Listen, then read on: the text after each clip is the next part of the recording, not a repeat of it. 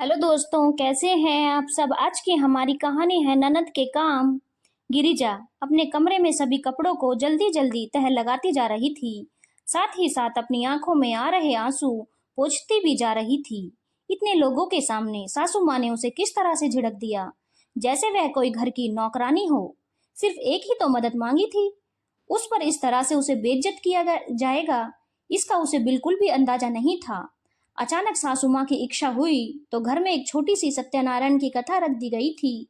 बहन बेटियों के नाम पर सिर्फ थोड़े से रिश्तेदारों को बुलाया गया था। दोनों मौसी सास का परिवार, दोनों बुआ सास का परिवार, छोटी ननद राधा जिसकी पिछले साल शादी हुई थी, उसके सास ससुर, पति, देवर आदि को बुलाया गया था। थोड़े थोड़े करके 30 लोग तो कम से कम रिश्तेदार ही हो गए। फिर घर के सभी सदस्य, ऊपर से सासू माँ की कुछ सहेलियां, कुल मिलाकर 50 लोग। मिठाइयाँ और नमकीन बाजार से मंगा ली गई और पूरी 2 तरह की सब्जी घर पर ही गिरिजा ने तैयार कर दी। सुबह 4 बजे से उठी हुई वो इन्हीं कामों में लगी हुई थी।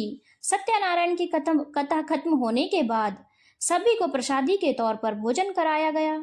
भोजन आदि करने के बाद अन्य रिश्तेदार तो वहां से रवाना हो गए, लेकिन दोनों मौसी सास और राधा यहीं रुक गए। राधा और मौसी सास आज घर पर ही रुकने वाली थी। गिरिजा अपनी थाली परोस कर बैठी ही थी कि इतने में सासू माँ ने गिरिजा को आवाज लगाई, अरे बहू, क्या आज पूरे कपड़े जलाकर ही मानेगी? दोपहर के 3 बजने को आए हैं, अभी तक छत पर से कपड़े उतार कर नहीं लाई तुम? जी मम्मी जी, अभी लाई, कहकर गिरजा फटाफट छत पर गई और सारे कपड़े उतार कर नीचे ले आई और लाकर अपने कमरे में पलंग पर रख दिए। कपड़े तह करने की हिम्मत अभी नहीं थी, बहुत जोर से भूख लग रही थी, इसीलिए कपड़े वहीं छोड़कर फटाफट रसोई में आ गई और खाना खाने बैठ गई। अभी 3-4 निवाले ही पेट में गए थे कि सासू माँ की आवाज आई, बहू, ये कपड़े यहाँ क्यों फैला रखे हैं, इन्हें हटाओ। सुनकर गिरिजा ने कहा, जी मम्मी जी, अभी 5 मिनट में आई। 5 मिनट नहीं, तुम अभी आओ, हमें थोड़ा आराम करना चाहते हैं। मेरे कमरे में तुम्हारे पापा जी आराम कर रहे हैं। आखिर उसे उठाकर कमरे में ही आना पड़ा। उसने कपड़े पलंग से हटाए और एक तरफ टेबल पर रख दिए और वापस जाने लगी। सासू माँ ने टोका, कपड़ों को इधर से उधर क्यों पटक रही है? तह लगाकर क्यों नहीं रख देती? कम से कम सलवेटे तो नहीं आएंगी। गिरिजा को बहुत जोर से भूख लग रही थी, इसलिए उसने राधा से कहा, राधा दीदी, प्लीज आप कपड़े समेट दीजिए ना, तब तक मैं खाना खा लेती हूँ, बहुत भूख लग रही है। बहू, तुझे शर्म नहीं आती राधा से काम करने के लिए कहते हुए? पर मम्मी जी, शादी से पहले भी तो राधा दीदी मेरी मदद करती थी। पहले की बात कुछ और थी, लेकिन अब नहीं। लोग क्या कहेंगे कि ननद से काम करवाती है? अपने ससुराल का भी काम करे और तुम्हारे घर का भी, वो भी इंसान है। खबरदार मेरी बेटी से अगर घर का काम करवाया तो।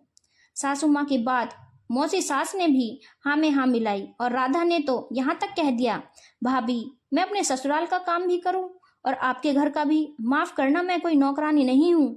आपके कपड़े हैं, आप ही तय करो। फिर अपनी मम्मी से बोली, मम्मी आप तो बाहर चलो, हम तो बाहर बैठकर ही आराम कर लेंगे, कहकर चारों हॉल में आकर बैठ गईं। इधर गिरिजा को गुस्से के साथ साथ रोना भी बहुत आया। पहले कपड़ों की तह लगाना ही शुरू किया। कपड़े तह लगाते वक्त मन ही मन कई विचार दिमाग में आ रहे थे। सिर्फ एक मदद मांगने के नाम पर ननद रानी नौकरानी हो गई तो मैं क्या हूँ?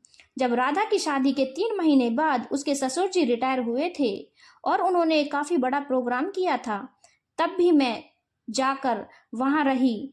तब उनके घर की में राधा की मदद में लगी रही।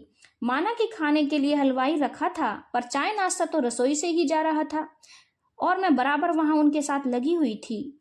अभी पिछले महीने राधा के सास ससुर की शादी की सालगिरह थी, तब भी 50-60 लोगों का प्रोग्राम था।